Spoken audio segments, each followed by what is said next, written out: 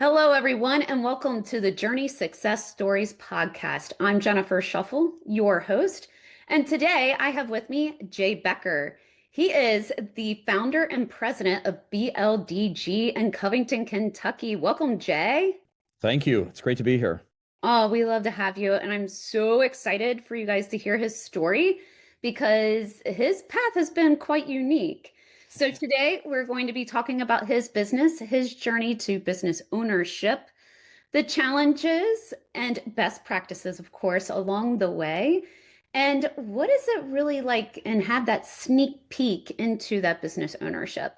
So as if this is your first time to the show, definitely make sure that you like and subscribe so you can get notifications anytime we have new episodes drop just like this one, because you'll want to come back and listen and watch them time and time again. So Jay, of course, welcome to the show. Please tell us a little bit about yourself and how you got into business ownership. Yeah, fine. I'm from Northern Kentucky originally. Went to high school at St. X College. I have a finance economics degree from Xavier University. Um, Spent 5 years on the floor in Chicago trading commodities. Left there, bred racehorses in Paris, Kentucky for 9 years. There was always this kind of itching desire as I kind of created something else to do something very creative. And with two other original partners, we started this really interesting creative firm that we called BLDG. It was a wonderful, crazy moment in time. I think I was in my late 40s. Um, I'm now 61. I turned 61 this year. BLDG turns 15. Um, I'm the last one of the three standing. One, unfortunately, physically, and the other one who just wasn't prepared to go the big growth route. He had a desire to try some other things. Um, but it's been a wonderful journey, and I love it every day. I tell my wife I could do this until I'm no longer able to stand because it's very challenging. It's very fun. It's just exciting. It's exciting every day to help people really figure out what their business problems are and help them solve it. And, using creativity is, I think, a fix agent that I don't know that many people in my world have ever used. And then when I bring that up, people kind of look at me and be like, "How can you do that?" And I'm like, "Let me show you." So, but it's wonderfully fun. It's wonderfully fun. So, something that you kind of just skated right past, Hmm. your trade is finance, and you were on the floor in Yeah, Chicago, yeah. and then you go creative. Like, you're definitely using both sides of that brain. Oh, 100%. So, tell me, how did you go from one extreme to the complete other? There's really nothing I've ever done that I didn't see as creative on purpose.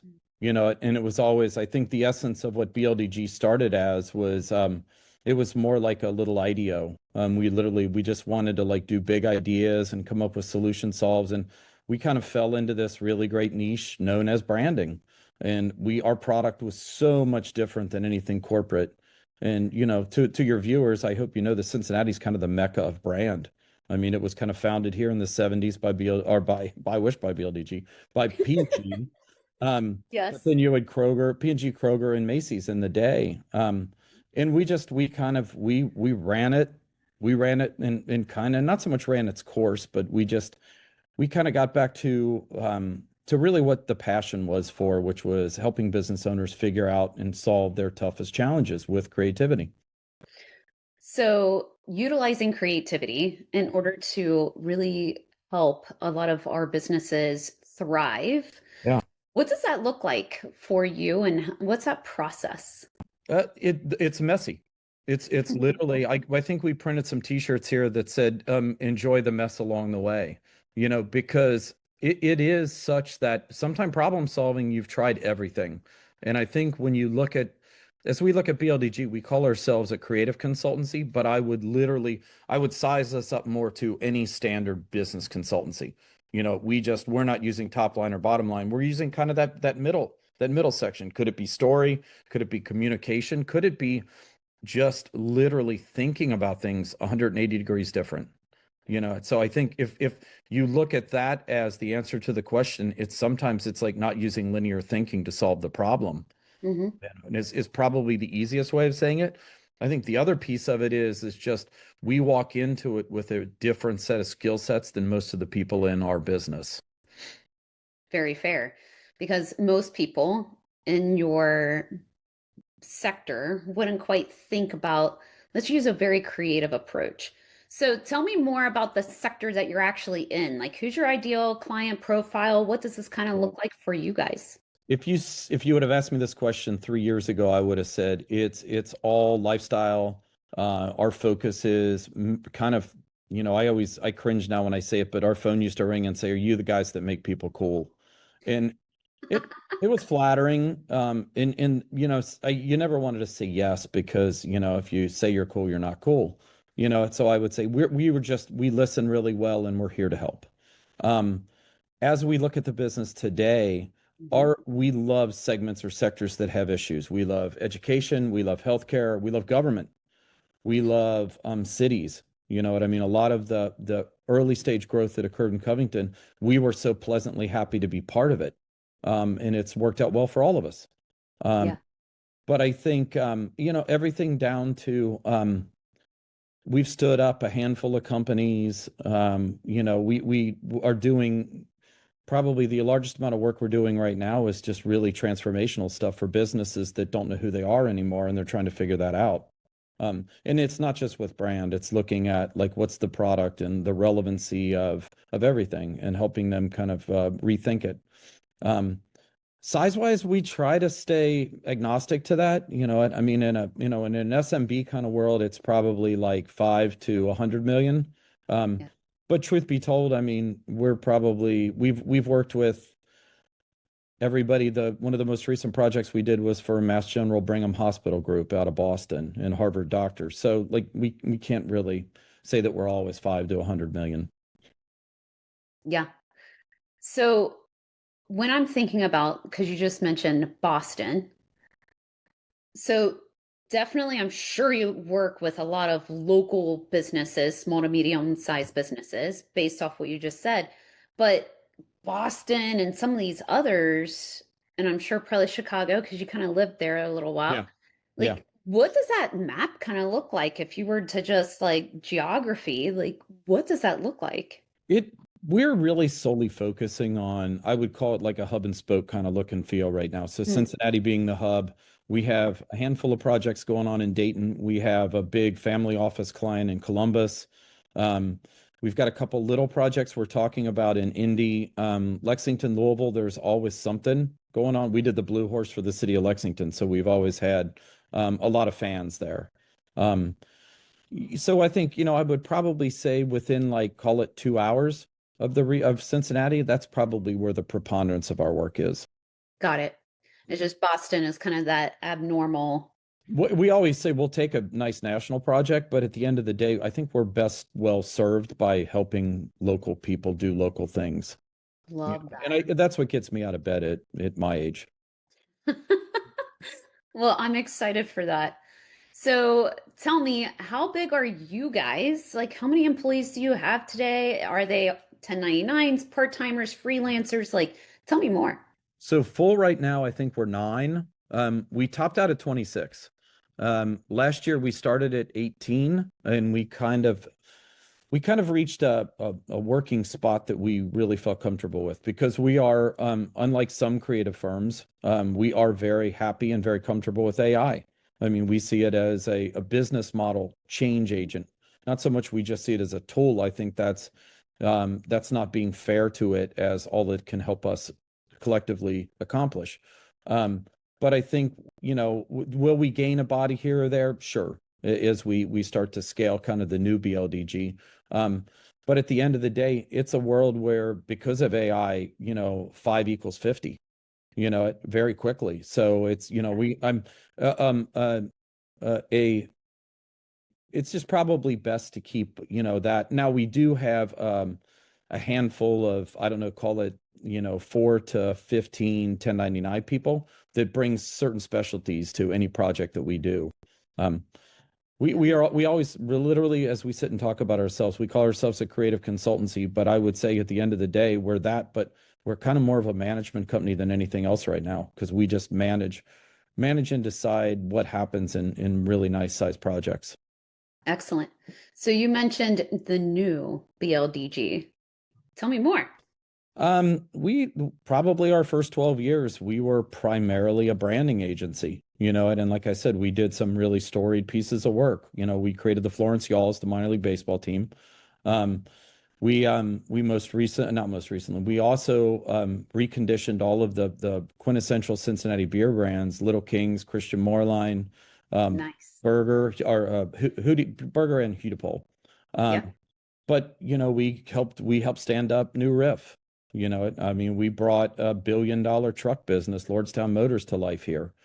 So we've had some really great successes over our 14 and a half years. And we love every minute of it. I would say the little brands are the ones we love the most, where we, did a neighborhood project in Covington, or, most recently we've been working with Downtown Dayton partners on a campaign called DYT, which is to get people back downtown and focus on what's there. Um, so we kind of play anywhere that creativity is needed. That's really cool. I love that Thank you. because creativity is needed in so many areas. And I Yeah. think we tend to brush it off to the side and say, it'll happen if it happens. Yeah, No, absolutely. let's be intentional about this Oh, because I think superb there's, comment. yeah, Superb comment. there's just so much more to be had when we do make it intentional. So, what has been maybe the biggest challenge that you've had to overcome so far in the journey of BLDG? Well, I'm trying to think what I want to say without sticking my foot too far in my mouth. Um, I don't know. That sounds fun, Jay. I mean, I always saw the world through a creative lens. A lot of people that worked with me over the years, because I wasn't a designer or a graphic designer by education, they were like, "Yeah, you're a really smart biz dev guy, who comes up with a good idea here and there." But honestly, I think I never saw myself as an operator. So I would say my biggest challenge has been managing creatives, and I mean that with respect to this segment, but also the challenge to it, you know Yeah, it. And but then just standard stuff. I mean, when you look at, like, we're handed variables every day by the world that we have to make our businesses work into. And our earlier conversation about chaos, I mean, I loved it when I was on the trading floor in Chicago. That's how you make your money. But yeah. now it's soon to be 61 years old. I'd like to see the chaos go down, not up. So but truth be told, that's what people pay me to do. Come in and tell me how I navigate this and help me create a solution to it. And thank you all very much, because they know I love doing it. Yes. So you had mentioned before AI, and I love this because there's so many really cool things that you can really leverage and do with it. Yeah. So what has been maybe that number one thing that you guys have been really able to just capitalize on by leveraging AI? Workflows, generalized workflows, and I would say that any chore or task that's monotonous, AI will be your best friend, your greatest business partner.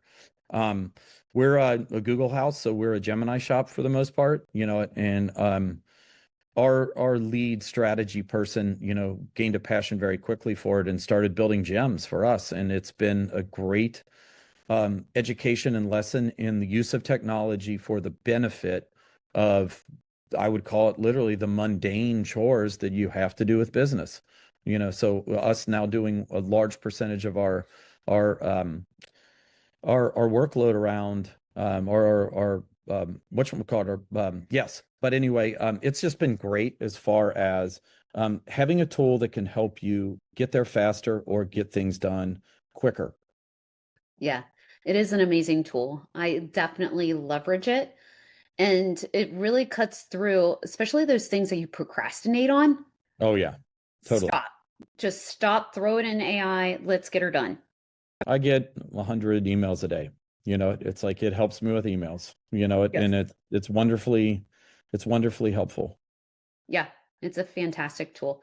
So with all the changes that you've had over the tenure, Well, what and know this that we've created some of the changes for ourselves. And true? I have to be honest with the audience. Some of it was more driven by our desire to succeed and make change and look at the world differently. That we kind of caused some of our own chaos. But at the end of the day, I wouldn't change anything. It's the old adage. It's the journey, man. So Yeah. yeah. Well, and that's absolutely perfect because where I was going to ask is where do you see the business and yourself 5 years from now? Great question. I'm gonna try to figure out how I'm gonna meander around this. I I'm very healthy, very passionate about what I do. So I would say 5 years from now, I will still be pushing this very hardly. Um, it it may be in a different manner. It may be in a different industry, but I think that there's a lot of excitement around what we do every day.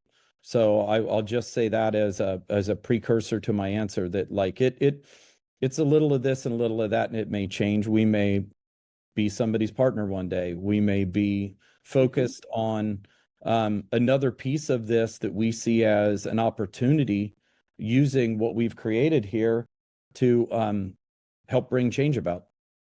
Yeah. Is that an all right answer? Well, I'm going to ask another maybe Okay. part two to that. Okay. As an operator today, do you want to see that maybe taper down a little bit, or do you still see yourself even 5 years from now being that operator or maybe having the passive income? Like, what does that kind of look like for Jed? That's a good question. I have a really good team with me, and I foresee that they'll carry the business forward. Yeah. I don't know that I'll ever fully walk away from it's, I created this 15 years ago. It's kind of my baby. Um, but this was my 10th startup and I've done a handful since, so I think that there's always opportunity to do new and interesting things. I just found that BLDG was an incredible platform to build off of. And again, I'm gonna say this with great excitement that I have a really, really good team. And I foresee them carrying this further long beyond my lifetime, and would expect nothing less, and am hopeful that that it goes in that direction. Um, if that's a good answer, what I don't want to become is that guy in the corner. Like he's here every day, but it's that guy in the corner. You know, so yeah, Yeah, you still want to be relevant. totally, totally. And I've got it. As I said, I turned 61 this year. I have so much energy still, and so much passion for this that I've got a lot of runway left. But I probably will kind of slide to the back a little bit. Yeah, I think that that's just natural progression. So absolutely. yeah. Yes. So one of the things that you mentioned is a strong team. And Hmm. let's be very honest, going from where you were to where you are with nine, I can only imagine how strong that team is. So have you Absolutely. thought about having like a general manager? Do you have that this I have person is I my have like direction, or I have directors, yeah, to kind of manage their pieces of projects, and we put the pieces together. I think in the day I had a lot of designers that, we visual identity is probably 20% of our business at most right now. And that being said, you don't need a giant amount of designers. We still have a couple that help us, but they think more multidimensional rather than just brand or graphic. So I mhm, think it's a much more um, spread out crew or skill set wise, mhm. and they're all very comfortable kind of managing their pieces of work and contributing really high level knowledge thought. That's awesome. Yeah, it really is. I'm very thankful for it. Definitely should be because team is something that can really take you to a whole nother level where it can really break you down Oh quickly. yeah. So having that culture and having it established is so instrumental. Absolutely. One of the things I'm most thankful for is we kind of probably 4 years ago, we started talking about what change looked like. So we were ahead of the curve a lot. Big change was made about 2 years ago. And at that time, we thought maybe we were early. And my answer was, you're never too early when there's a giant cosmic change, which is what AI is, Yeah. and then just in general, I mean, when I was listening to NPR on the way in this morning, they were talking about the SEC taking filing practice for public companies down to no longer quarterly, but twice a year. I mean, that's a seismic shift. Wow. It's, I mean, when you think about that within the framework of, but public companies, we've gone from like 8,700 to 3,300. So, there are fewer and fewer of those every day. So Yeah, absolutely. I would have never guessed that in the market world that I lived in years ago. Yeah. So No, that's very fair. So when you get a new engagement with a Mhm. client, how do you guys like proceed and do all the great things that you do? Is it consulting, you're all in? Like, tell me, what does that look like for that client so people can So get a hold of you because they're going to need you? yeah, I would stand it all up as a process, and I wouldn't say it's one static process. There's pieces to the process that like kind of differentiated through what the project need is. I won't say that every project is completely bespoke because it's not. You know what I mean? You get into a rhythm and you know what success looks like, and you can create that process to make it work. Mm. Um, I think we listen very well. I think I mentioned that earlier in the conversation. We have a kindred sense of intrigue with every new client that comes in. And as part of that listening, it's to understand what they want to accomplish. And it's like, how do we guide it towards a North Star? We're very purpose driven. So it's wonderful to see when people have a direct purpose that they're trying to put into any project. Yeah, So I think it's understanding, because we have done this so long, understanding like where we can take somebody and helping them get there. that is awesome. Oh, So thank something that you said before that I wanted to kind of circle back to, you've had 10 other businesses? I've been part of 10 other startups, yeah. Well, more than that at this point. That's Yeah, amazing. some So some were winners and some weren't. Like I'm always surprised when people go on and they're like, they were all winners. Like, no, I had some that failed miserably. So that's the piece that I was wanting to kind of lean into a little bit for our listeners and our viewers is because just because maybe right now you're going through the trough of the worst time and you're just like, I Mm. cannot see, you know what? Maybe we need to pivot. Maybe we need to look at something else. So, Jay, if you can kind of talk to that a little bit of what were some Yeah. of those aha moments or things or advice that you would give other people? Because the first venture, more times than not, is not a profitable, good one for that person, but it tends to get you kind of where you need to be. So, if you Yeah. could kind of talk about that, that would be great.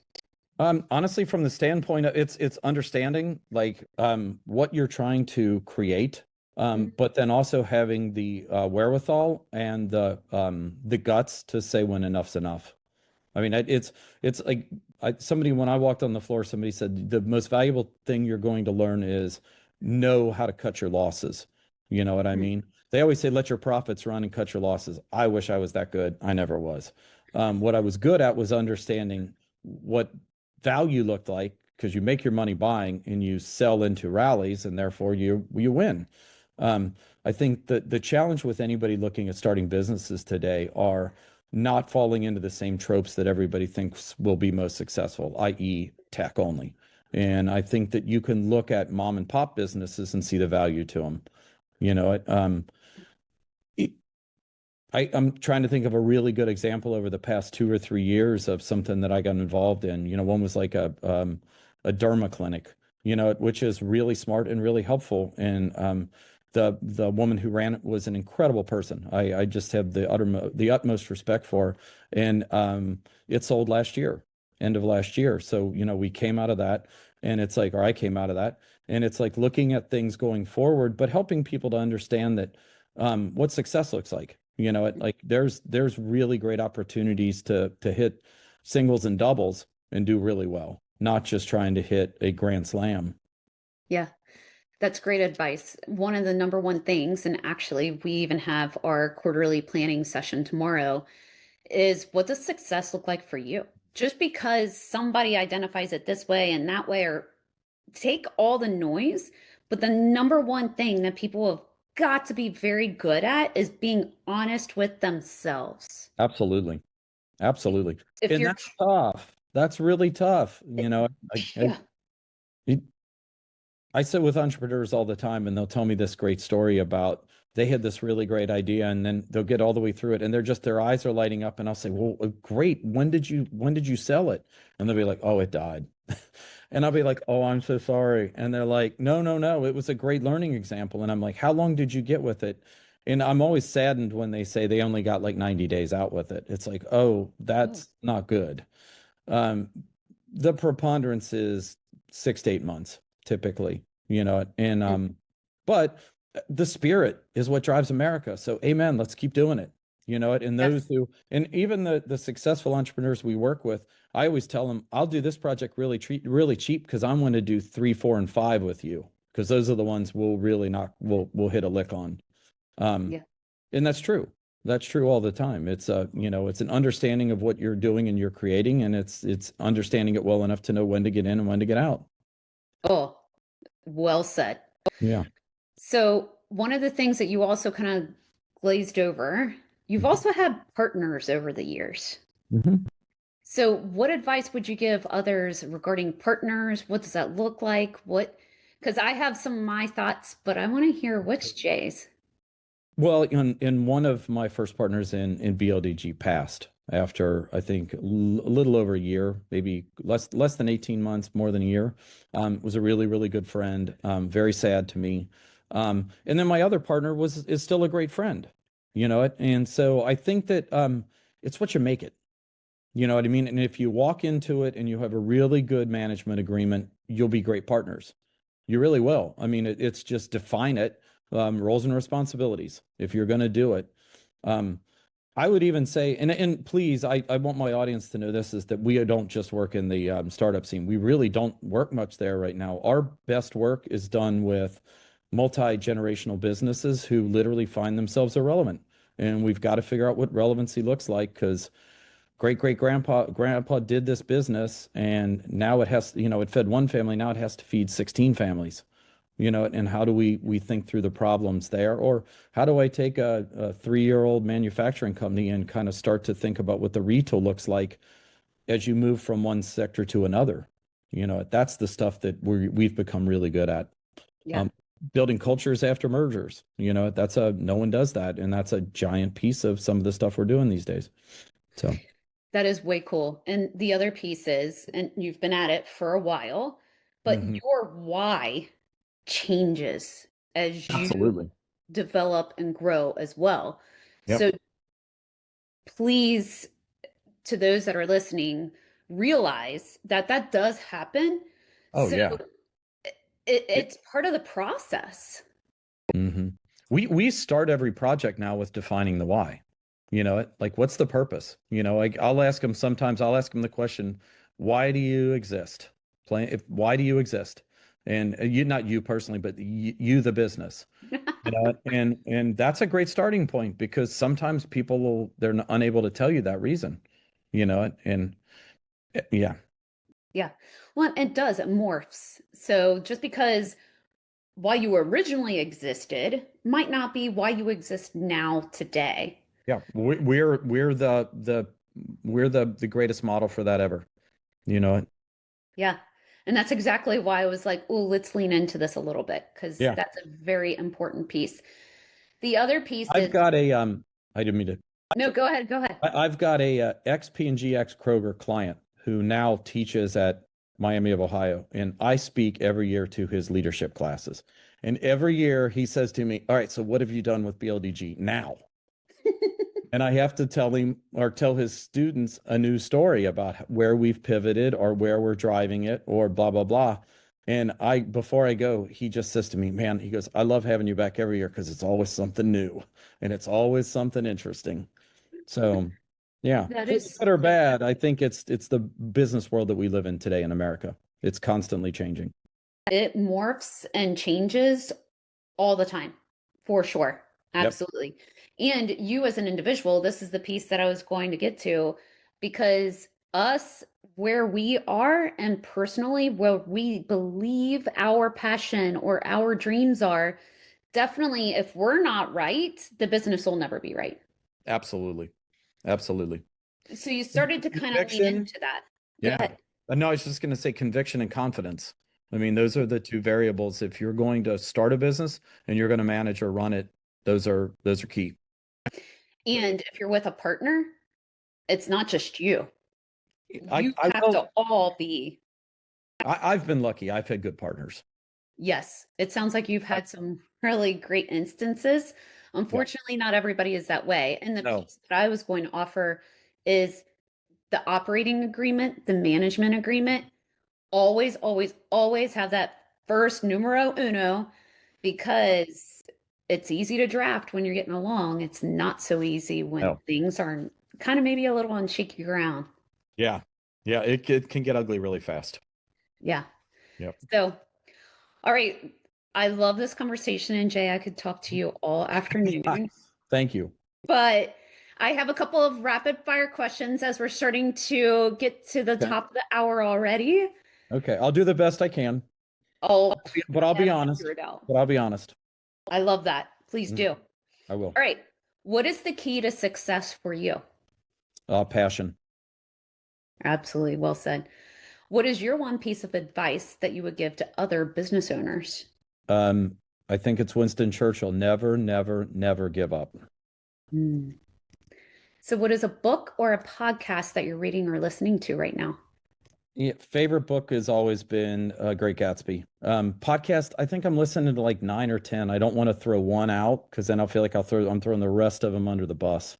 So Makes sense. You know, yeah, the piece about Great Gatsby, part of that actually really took place in our it's region Cincinnati, too. Ohio. Oh yeah, it's yeah, absolutely. And I heard the whole story from this would have I think I would have been 18 and illegally drinking at um what hotel was it in Louisville? I can't remember. It wasn't the Brown Derby, but it was the I was Uh, going to say, we got the Brown Seelbach. Hotel. It was at the Seelbach. And the Okay. book is part of the book is at Daisy Buchanan gets married at the Seelbach. So it like calls it out. But he told me the whole story about how Scott Fitzgerald sat next to Remus on the bar and he told him his life story. And then Fitzgerald just used other characters from the day to play the other characters. Yeah, You know, it is. It's really cool. Well, and then very even cool. Pogue down at the distillery and getting the bourbon through to the Ohio River and everything. It's Oh so yeah, cool. So, very cool. Yeah. all right. So, can totally get off on a different realm with that one. So, here's a fun question for you. If you had a little bit of magic dust that you could sprinkle on one part of the business, what would it be? Oh, I just generally growth. You know what I mean? We're going through a great, pivot. So we have a lot of intrigue and interest in what we're doing. It's, a year ago, 2 years ago, people made decisions very quickly. Now it takes a lot longer. So I think that like maybe we sprinkle that general dust over the economy in the future. If that makes sense. I like that one personally. So, thank you Yeah. for that. I'm wishing the best for all of us. There you go. All right. So before we get to the final question, how can people get a hold of you, Jay, so they can learn more, especially when they need you? Yeah, absolutely. And I would say this to the audience too is no problem's too small. Like we love to start small and help you take care of the big stuff. Um, Website is bldgbrands.com. Email address is j@bldgbrands.com. Yeah. Excellent. Or find me walking around the streets of Covington. Yes, and I'm looking forward to coming down there Here, and here. yeah. All right. So Absolutely. what is most inspiring to you today? Most inspiring to me today. Great question. I always have great answers really fast. Um, Problems in this world. Um, Mhm. it's both depressing, but it's also what lifts me up and keeps me going every day. And I have a son who teaches at inner city schools. The challenges that are faced by young children is horrible. Medicine needs rapid change, and anybody listening to this in healthcare, you need to change and change it. Um, I think it's just looking at my life at soon to be 61, as saying that there's so much I still want to accomplish for the greater good. I think most individuals that do start businesses are become very singularly focused. At my age right now, I'm more all about the better for the whole. I hope Nice. that's I hope that's a good answer, and I hope it doesn't come across in a bad way, but it's truly how I feel. That is a fabulous answer. And I think we need that more today, maybe perhaps than ever before. Absolutely, So 100%. it's And just getting it, crazy. and I was raised to believe you save one life, you save the world. So you start small, you don't try to do big things, just do your little piece of the puzzle, and it's good for all of us. Absolutely. Wonderful. Yep, Thank you. agree. This has been an absolute pleasure. Well, Um, this was a great conversation, yes, and I ma'am. love that you shared your story with us. Mhm. And so I thank you so much for doing so. You're very welcome. It's my pleasure. And to all out there, good luck. I wish you all success. Yes, absolutely. So, of course, for all of you who are watching, of course, you need to like and subscribe so you can get more conversations like this one notified because when they come and they drop, we want you to go back and watch them again and again. And you need to rewatch this one because Jay had some really great insights that we all need to make sure that we're living by. So, thanks, of course, again to Jay for joining us and to all of Thank you. you. Greatly appreciate you and have a wonderful, wonderful day.